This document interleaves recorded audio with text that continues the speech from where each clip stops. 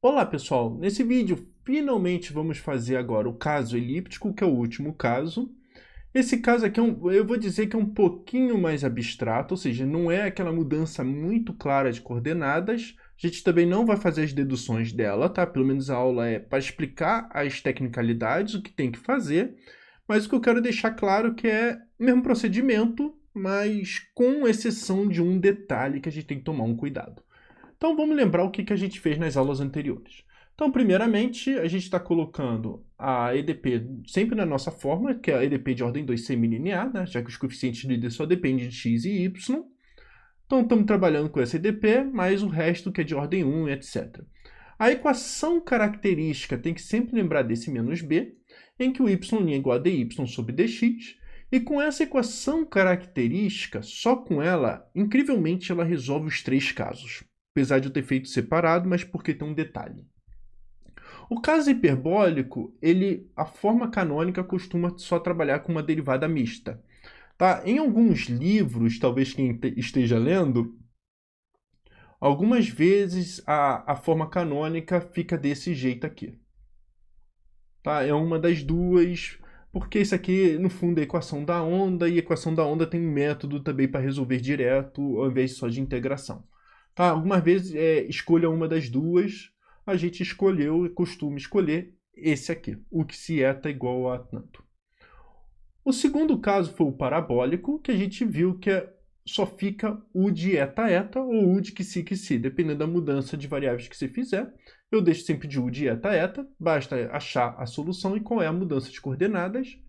E o caso elíptico, que agora é a novidade aqui, a gente consegue fazer esse aqui, ó, essa mudança. Ou seja, a gente consegue anular aquele coeficiente que a gente sempre joga embaixo do tapete, o b, né, o betil, né, no caso, que é aquele termo gigantesco. Então, o bom disso é que, sabendo que isso acontece, o betil é zero. Bom, e novamente, olha só, como que a gente faz? Tudo nela, isso que eu acho que é até bonito, tudo nela ainda está funciona, as contas funcionam na mesma equação característica. E como que funciona isso? Olha, eu pego uma função, vamos dizer que si, de R2 para C, e tal que si de xy igual a constante, em que agora constantes são números complexos, é solução geral dessa EDO aqui. Ó. Ou seja, ao invés de botar b ao quadrado menos 4ac, isso aqui é igual a i ao quadrado vezes 4ac menos b ao quadrado. E como estamos no caso elíptico, vamos dizer assim, 4ac menos b ao quadrado é maior que zero e o i sai para fora da raiz. Tá? Então esse i é o nosso imaginário. E o que acontece é que a gente vai ter que resolver essa EDO no método simbólico, i como constante, variáveis separáveis, o que bem entender, tá? Tem que resolver isso aqui. E ao resolver, o que nós vamos ter como solução geral? Olha, se é de R2 para C, então vai ser x, y, minha entrada, e minha saída tem que ser um número complexo, em que eu vou escrever bonitamente que si de xy mais i eta de xy. Tá, então, outra coisa, pode ser mais ou menos, tanto faz. Escolha uma das duas, não tem diferença nenhuma. Eu trabalho com mais mesmo e, enfim.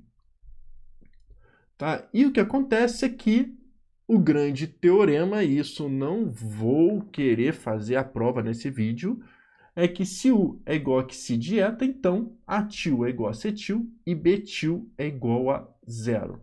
Então, só para lembrar, quando a gente está falando da forma canônica, ele não apenas força o betil ser zero, ele força que o A ainda seja igual a C, para poder botar todos os coeficientes igual a 1 e aparecer essencialmente um laplaciano ali dentro. Então, é isso que a gente vai ter que fazer, são essas contas, tá? Então, a gente vai ter que achar essa EDO, resolver, passar para essa constante aqui, separar a parte real e a parte imaginária e temos as nossas equações todas bonitinhas.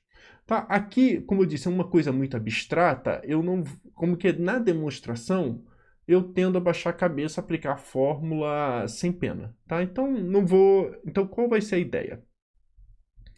Então, novamente, o exemplo que a gente vai preparar, olha, eu peguei os coeficientes líderes como constante, porque eu não vou ficar trabalhando com coeficientes variáveis ainda, acho que não no exemplo não vale tanta pena. A equação característica é isso aqui, y² menos 2 vezes y' mais 5. E as raízes dessa equação, é só fazer a continha, y' igual a 1 mais ou menos 2i. E o que a gente faz é escolher um dos dois, eu escolhi esse aqui, ó, y' igual a 1 mais 2i. Mas se y' igual a 1 mais 2i, bom, isso aqui, como eu disse, encara como constante, integra. Então, y é igual a 1 mais 2i, tudo isso multiplicado por x. Então, ou seja, a integral disso aqui é x mais 2xi. Então, multiplica como se fosse constante mesmo. E nós temos essa expressão. E, novamente, o que a gente faz? Ó, passa esse jogado aqui tudo para o outro lado e faz a constante. Então, vai ficar y menos x menos 2xi. E olha o que acontece, por isso que eu falo que é muito abstrato, é até esquisito, que é o seguinte, que se igual a C é a solução geral, e o que nós temos, olha, que se eu posso tomar, como que eu disse, eu posso tomar qualquer coisa, ó, o que se menos 2x e o eta y menos x. Se eu quiser inverter, eu também posso inverter, não tem nenhum problema quanto a isso não, tá? Eu inverti aqui só para dizer que não precisa isso aqui ser que se e isso aqui ser eta. Eu posso também inverter, posso colocar mais aqui porque eu estou escolhendo a outra equação e assim sucessivamente. Mas não pode mexer em mais nada. Tá? Se você não, aqui eu quero botar x menos y. Não mexa. Tá? Não faça mais nada além disso. Eu quero trocar para y menos x ao quadrado. Também não faça isso. Tá? Não mexa em nada. Só deixa os coeficientes aqui, escolhe um. O máximo que você pode fazer é permutar o eta com o que se e talvez trocar esse sinal se achar conveniente. Mas se não quiser arriscar nem isso, faz a fórmula no jeito preciso mesmo, correto. Então, novamente, o bom dessas expressões, pelo menos as derivadas, são relativamente simples. E o que nós temos? Olha, eu já separei, mesma tabelinha que na aula anterior, tudo que tem direito, em que eu já separei todas as expressões. Eu botei C igual a 4, não sei por quê, porque o C é igual a 5. Então, ó, C é igual a 5. Então, nós temos 1, 2, 5, D igual a 0, E igual a x e F igual a 1, tá? Então, ó, aqui é o y, então o E é x, que já acompanha, o F é 1, e o G é constante igual a 0. Então, novamente, olha, que se x é igual a menos 2 e que se y é igual a 0. E o eta x é igual a menos 1 e o eta y é igual a 1. Tá? Só isso que a gente vai usar. Então, novamente, como que a gente aplica as fórmulas? Olha, quem é o atil? Primeiramente, o atil ele não é 1. Tá? Ele vai ser um múltiplo de 1. Atil é igual a acetil só. Só isso que eu sei. Então, quem é o atil? Olha, o atil é que se de x ao quadrado, 4, mais b vezes que se x que se y. Tá? Então, olha, o que se y, deixa eu já dar uma apagada aqui, ó. Que se y é 0. Quem é o C? O C é 5, vezes que se y ao quadrado, que também apaga, né? Tá, isso aqui fica bom. O atil é 4. Prova real, vamos ver quanto é o cetil. O cetil, ele vai ser igual a quem? Olha, o A é 1, o eta x ao quadrado também é 1. Quem é o B? O B é 5, vezes quem é o eta x? Menos 1. Quem é o eta y? 1, mais 5 vezes eta y ao quadrado. Então, o cetil vai ser igual a 1. Ah, não, betil é 2. Tá bom? Então, isso aqui vai dar, agora sim, vai dar o nosso 4 favorito aqui. Tá? Então, 5 mais menos 2, 3, mais 1, 4. Bom, agora quem é o betil? O betil ele tem que ser 0. Eu costumo não fazer essa prova real, mas vamos fazer aqui só, porque quando o atil já é igual a acetil, acabou. Mas vamos fazer aqui umas continhas só para vocês verificarem que faz o milagre todo. Ó, isso aqui, deixa eu apagar aqui tudo, ó, que se y apaga, tudo que tiver que se y apaga, tudo que tiver eta y é igual a 1, e se tiver só isso, né? E o que se x é igual a 2. Olha, quanto é o beta-til?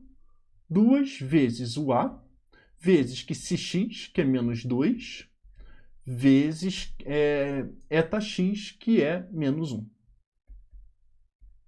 Mais, quem é o B? O B é 2. Quem é o que se x? É menos 2.